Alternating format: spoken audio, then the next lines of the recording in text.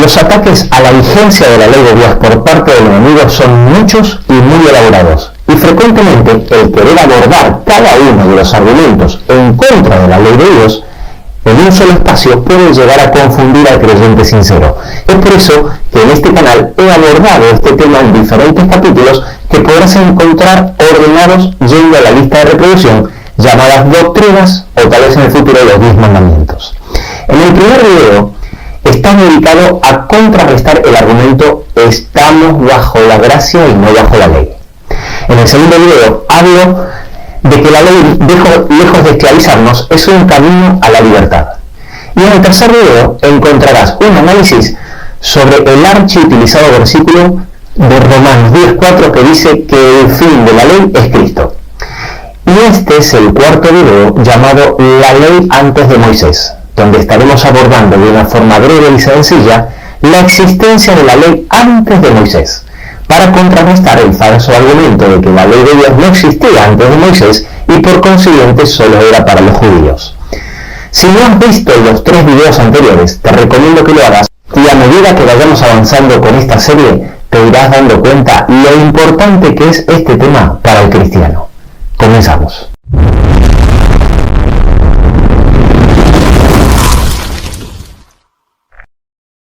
Uno de los argumentos que se utilizan muchísimo para negar la vigencia actual de los 10 mandamientos surge de la siguiente suposición: que antes que Dios le entregara a Moisés los 10 mandamientos escritos en 2 tablas de piedra, los mandamientos no existían. Y por consiguiente, basados en esa suposición, se deduce que los 10 mandamientos eran solo para los judíos y que Jesús tuvo que guardar la ley porque era judío. Derribar este argumento es tan fácil como demostrar que los 10 mandamientos estaban vigentes antes de Moisés y por consiguiente lo único que hizo Dios con Moisés fue darle por escrito en 2 tablas de piedra una ley que ya estaba vigente desde el principio de forma oral. Lo primero que tenemos que entender es que para que haya pecado es necesario e indispensable que exista una ley. En Romanos 4:15 dice que donde no hay ley tampoco hay transgresión, porque tal como dice Romanos 3:20, por medio de la ley es el conocimiento del pecado. Es decir, el pecado se define en base a la ley. En 1 Juan 3:4 lo dice muy claro, allí define al pecado como infracción de la ley. Este principio es tan sencillo como explicar que Dios no podría culpar a Adán y Eva de haber comido del árbol del bien y del mal si antes no le hubiese aclarado que era un árbol prohibido, tal como les dice en Génesis 2:17, mas del árbol de la ciencia del bien y del mal no comerás, porque el día que de él comieres, ciertamente morirás. Bajo esta lógica sencilla y aplastante, se puede deducir que cuando la Biblia habla de pecado, es porque sin ninguna duda ya existía la ley cuya infracción transformaba a los hombres en pecadores. Cuando en Génesis 13:13, por ejemplo, nos dice, mas los hombres de Sodoma eran malos y pecadores contra el Eterno en gran manera, nos está aclarando de forma indirecta pero contundente que ya existía la ley de Dios, sin la cual era imposible llamar a los hombres pecadores. Esto mismo explica Pablo en Romanos 7:7 cuando dice, pero yo no conocí el pecado sino por la ley. Y luego nos pone un ejemplo para que lo entendamos fácilmente, porque tampoco conociera la codicia si la ley no dijera no codiciarás. Mucho más claro lo vamos a ver ahora cuando nosotros también tomemos ejemplos donde se hace referencia a alguno de esos 10 mandamientos o a su infracción antes de la entrega de las tablas de Dios a Moisés en el Sinaí. Tomemos como primer ejemplo cuando José fue tentado por la esposa de Potifar. Cuando ella le insiste para acostarse con ella, él le responde en Génesis 39:9, ¿cómo pues haría yo este grande mal y pecaría contra Dios? Era imposible que José hablara de pecar contra Dios, a no ser que él supiese que Dios había prohibido el adulterio correspondiente al 7º mandamiento. No es el único caso donde se menciona el adulterio como pecado. También lo vemos en la historia de Abraham con Abimelech, rey de Gerar. Por si no conocen la historia, te la resumo. Abraham estaba casado con Sara, que además de ser su esposa era media hermana de él por parte de su padre. Cuando Abraham entra en la tierra de Abimelec, debido a que Sara era muy bella, y conociendo las costumbres de esas regiones, Abraham teme que el rey lo mate para poder quedarse con su esposa. Así que para evitar esto, Abraham le dice al rey Abimelec que Sara era su hermana, y le oculta que estaban casados.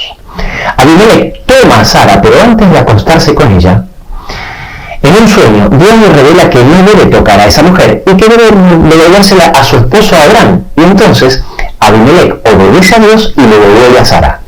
Cuando Dios se revela en sueño ante Abimelec, entre otras cosas, le dice en Génesis 26, yo también te detuve de pecar contra mí y así no te permití que la tocases. Al igual que lo que pasó con José, era imposible que Dios le dijera a Abimelec que iba a pecar contra Dios mismo si cometía adulterio con Sara, a no ser que Dios ya hubiera revelado en el pasado la ley sobre el adulterio. Ambas historias, la de José y la de Abimelec, ocurrieron mucho tiempo antes de que Moisés reciba las tablas. Pasemos a otro mandamiento.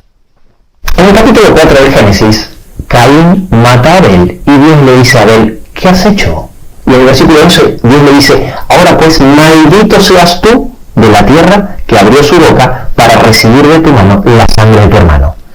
Desde el mismísimo comienzo de la historia, Dios había dejado claro que existía el sexto mandamiento, no matarás. De otra forma, jamás hubiese podido maldecir a Caín por realizar un acto que no estuviera expresamente prohibido por Dios. O como en el caso de Jacob cuando acordó su salario con Labán. En Génesis 30:33 dice que si no respetaba el acuerdo con un revés, se le habría de tener como hurto. Jacob no podría hablarle a su suegro Labán de la deshonra del hurto si no existiese el octavo mandamiento que dijera que hurtar estaba mal. Algunos teólogos que quieren defender que la ley existió solo a partir de Moisés minimizan estas evidencias diciendo que estos casos eran simples actos de civismo relacionados con la moral cultural y la conciencia del hombre, pero que no tenían nada que ver con la ley de Dios. En primer lugar, si esto fuera así, no se podría decir que pecaron ante Dios, como dice alguno de los textos que hemos visto anteriormente. Y en segundo lugar, también tenemos versículos anteriores a las tablas de Moisés que demuestran la existencia, por ejemplo, del cuarto mandamiento, el guardar el séptimo día como día de reposo. Este es precisamente un mandamiento que no se puede explicar con la moral de los pueblos o la conciencia de los hombres, sino con un mandamiento explícito de Dios. En primer lugar, en el principio de Génesis, en el relato de la creación, el texto bíblico nos explica el origen de ese mandamiento. En Génesis 2:3 dice, y bendijo Dios al día séptimo y lo santificó porque en él reposó de toda la obra que había hecho en la creación. Luego, en Éxodo 16, narra la historia de cuando Dios envía el maná, también antes de que entregue las tablas de la ley a Moisés. A partir del versículo 26, dice, 6 días lo recogeréis, mas el séptimo día es día de reposo. En el versículo 27 dice, y aconteció que algunos del pueblo salieron en el séptimo día a recoger y no hallaron. Y Jehová dijo a Moisés, ¿hasta cuándo no querréis guardar mis mandamientos y mis leyes? Recalcando, no solamente que el cuarto mandamiento ya existía, sino también dejando claro con esa expresión que hacía ya mucho tiempo que lo venían incumpliendo. Finalmente, en el versículo 29, termina diciendo, mirad que Jehová os dio el día de reposo y por eso en el sexto día os da pan para 2 días. Y por si te queda alguna duda que este mandamiento ya existía desde antes de que Dios le entregara las tablas a Moisés, cuando se los entrega en el monte Sinaí, es el único mandamiento que comienza con la palabra acuérdate. Obviamente, no puedes recordar un mandamiento a no ser que Dios lo haya dictado anteriormente. ¿No te parece?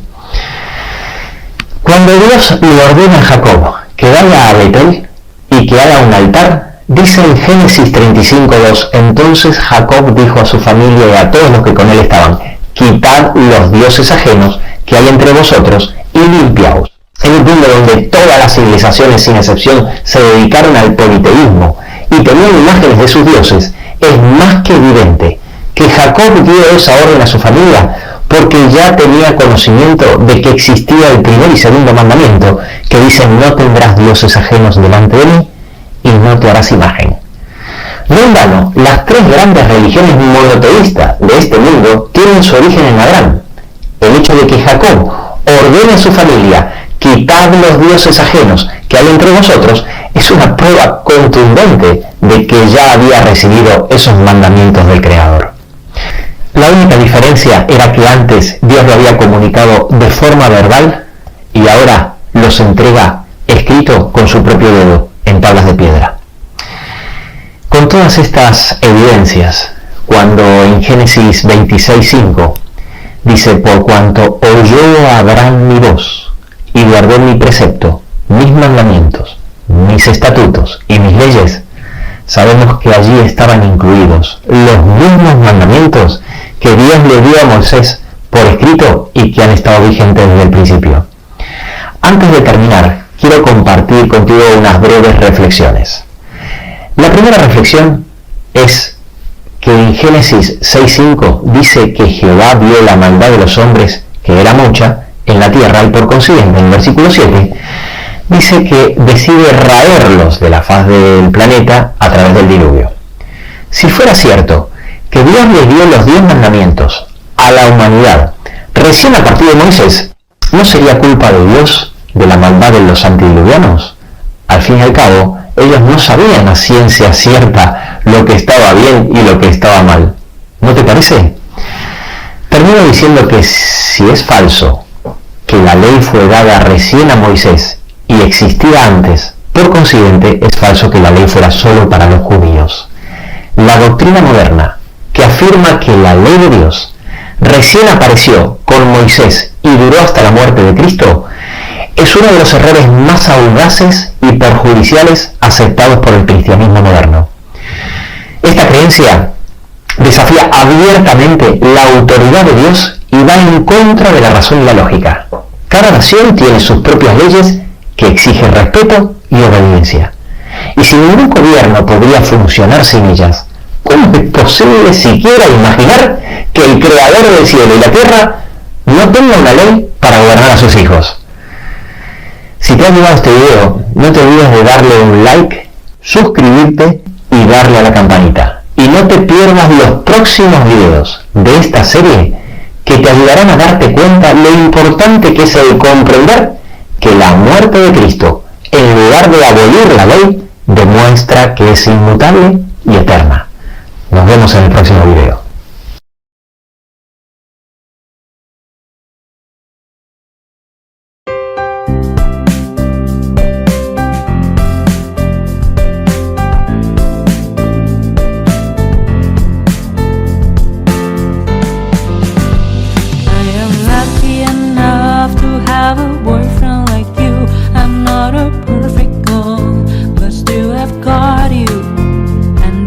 Bonus for me. I never want to lose you. I never want to lose you.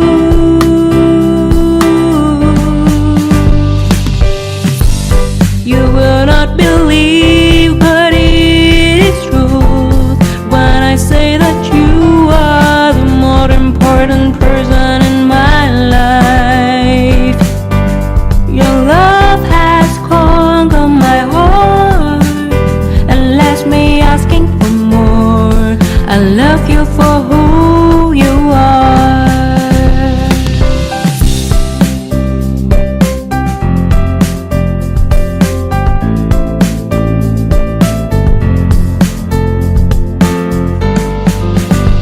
I am lucky enough to have a boyfriend like you.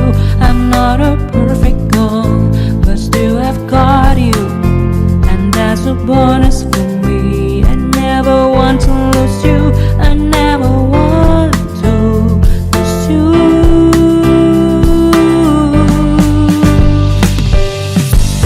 You will not believe, but it is true when I say that you are the more important person in my life.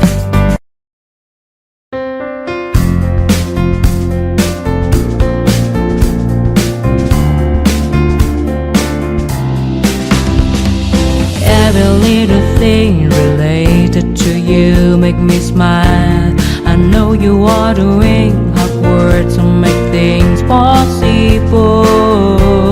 I want to let you know that I am with you, and I will be forever. Every little thing related to you make me smile. I know you are doing hard work to make things possible. I want to let you know that I am with you, and I will be forever. When you talk, I want to listen to you for hours. When you are there beside me, I feel like looking at you all the time. My love for you will never really change. Just want to tell you that you mean a lot to me.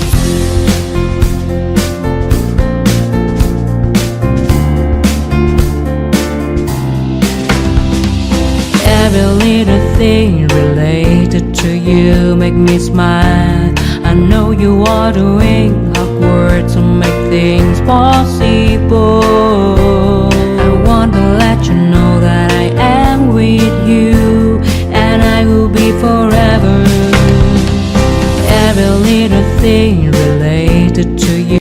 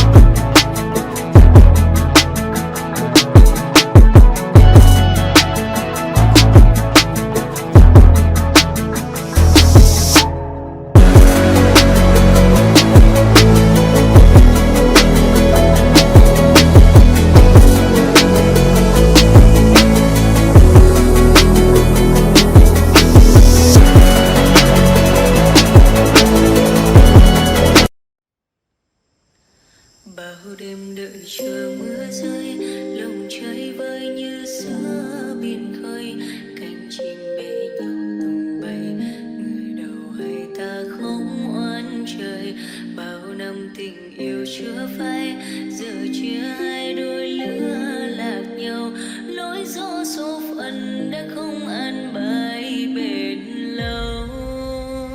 Người đi về đâu sao em không lưu luyến nữa, ôm thêm bao nhiêu đắng cay, không chỉ sau này mình còn gặp được không, lòng quanh